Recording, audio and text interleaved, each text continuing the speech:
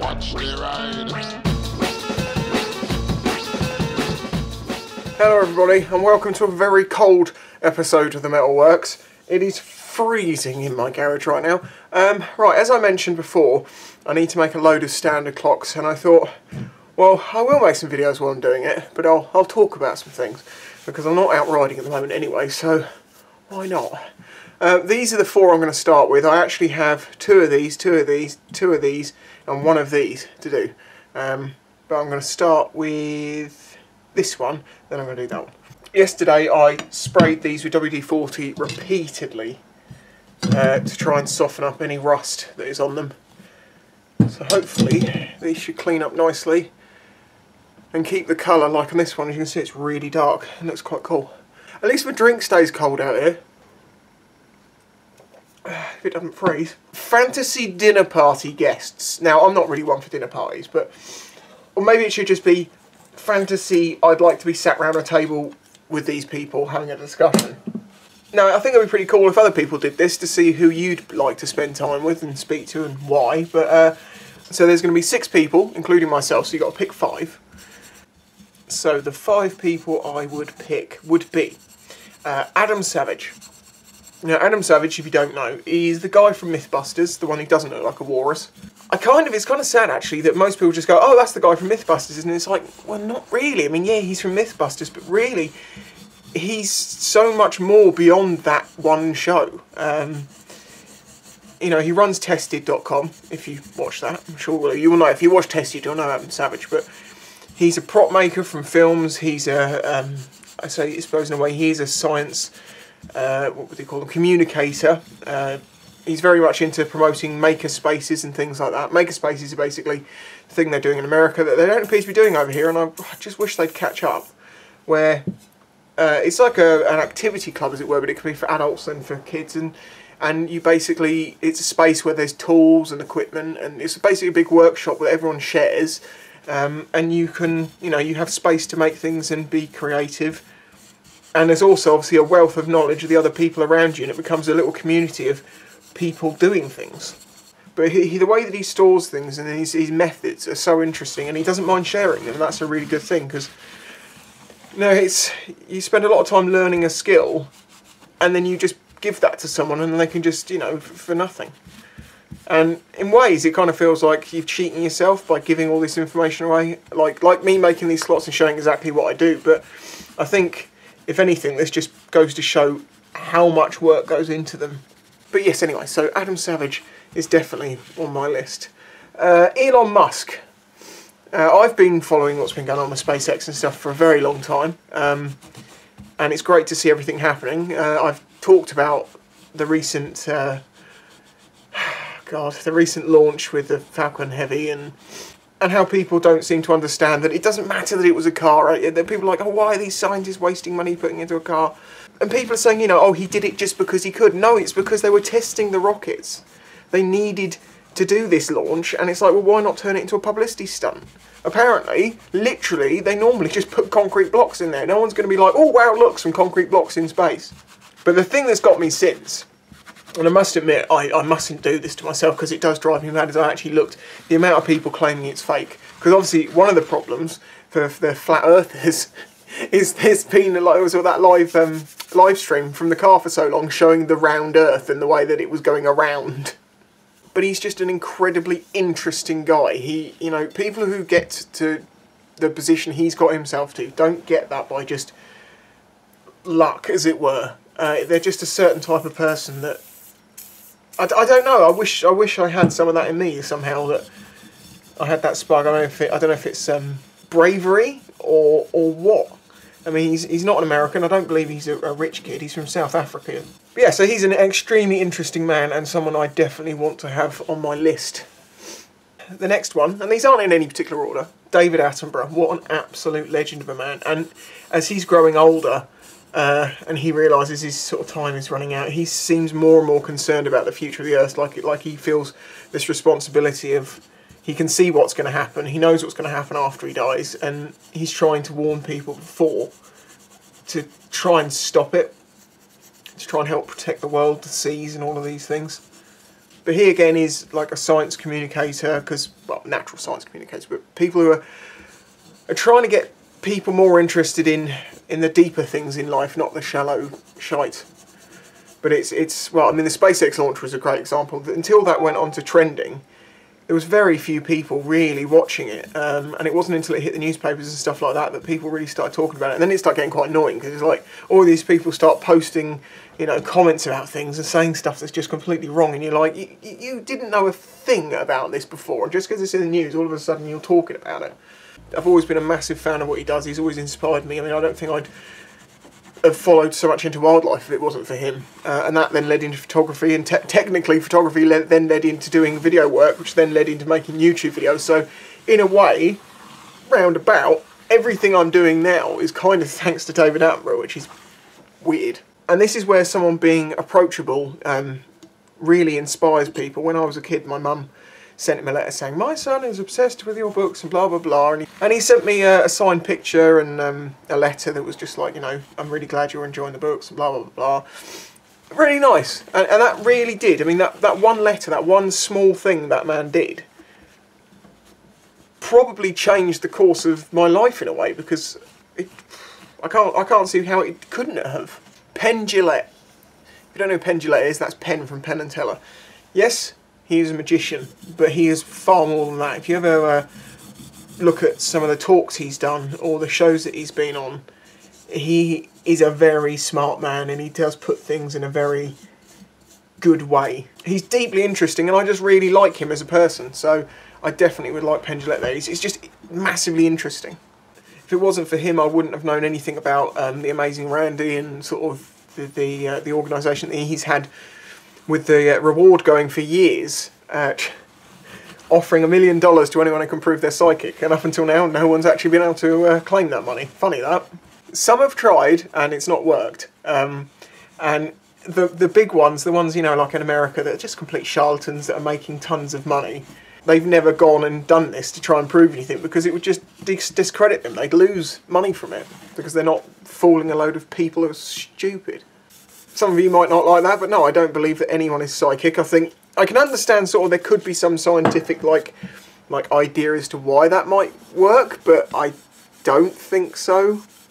I don't think our thoughts are coded in such a way that another brain can decode them like a signal. It's just like, I don't think so. Of course, Brian Cox. I absolutely love Brian Cox. One of my subscribers told me about the Infinite Monkey Cage, which is a podcast on BBC. And they're all available still, all like 17 series. If you go to BBC, if you search BBC podcasts and just type in Infinite Monkey Cage. I've watched all of his like physics lectures and his programs that he's done, because it just, I really like them. You learn a lot, but it's also done in a more informal way. I do very much enjoy watching proper physics lectures and stuff where I really just want to know the information, the deep sort of reasoning and reasons behind things. Personally, I think he's doing so much for science and science communication and trying to get kids and people interested in science, because it is so important to the future of the human race that people start being a bit more intelligent, basically. We need a new load of scientists for the future.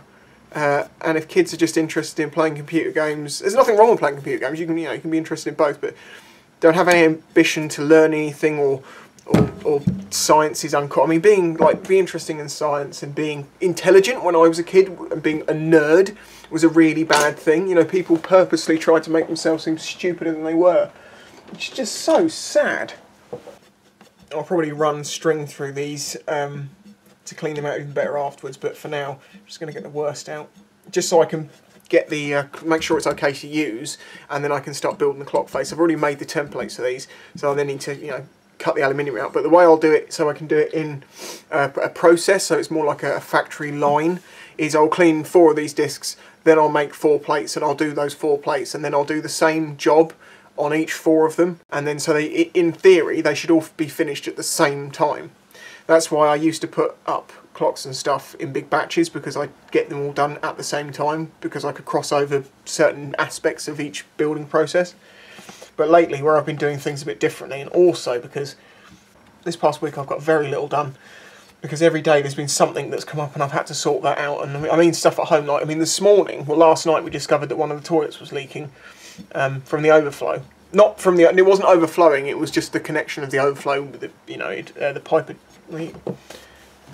that's what happened basically. See this? It degraded really badly and it was leaking and I was like, that looks a bit, thumb went straight through it. So, had to go and get some more this morning and sort that out, and that was my morning gone. So now I'm in here just trying to catch up. Anyway, so yes, that is my sort of fantasy discussion table. We're going to say dinner party just because it's more understandable what the premise of that is, but yeah, let's call it a dinner party, why not? And if it's going to be a dinner party, why don't we pick a chef? That'd be interesting. I think this would say quite a lot about people. Maybe some other motovloggers might want to do this. It'd be a good subject. You know, pick 5 people for your sort of fantasy dinner party. I've chosen people who are alive. I didn't want to do the all dead thing, because you know then people can be like, oh okay, I might want to go and learn more about that, and they can actually appreciate these people in the time that they're alive, rather than only appreciating people when they're dead, which is a very, very bad habit of humans. Not telling people what they think of them, people not being appreciated until they're dead, you know, it's just, there's so many examples of, like, I mean, it's like Robin Williams, when he killed himself, the outpouring of sort of love for the guy, and it's like, well, were you all saying this before? Why only say it when he's dead? What was I saying? So yeah, we should pick a chef. I'm going to choose Rick Stein. Yeah, because I like his food. I like the look of a lot of it. I'm not a huge one on fish, but some of the other food he does, his Mexico series, oh my god, some of that food looks amazing. People do often ask me, like, spicy, how spicy are you? How do you like your food? I actually do quite like spicy food. I didn't used to like it, I used to hate it. And for some reason, like, well, actually no, I know exactly why. One of the chefs I used to work with who was just obsessed with eating chili stuff. Which is quite stereotypical considering he was a Rasta guy with, like, 5-foot dreadlocks. That guy and me have been through some stuff when because we were both chefs in the pub. Man, it's some of the best days I could have my life, just working in that crappy pub. Don't start this again. No, no, we're not doing this again. No, no, no. Oh my god. Fine, tell you what. Come on then.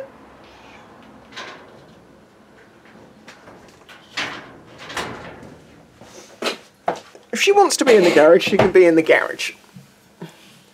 See how long before she's asking to get out. Oh, by the way, the BFC, the big clock, is actually on sale now on my store. I'm going to have to try and find someone to buy that sucker, because it is massive. It is 53 centimetres tall, it's half a metre tall.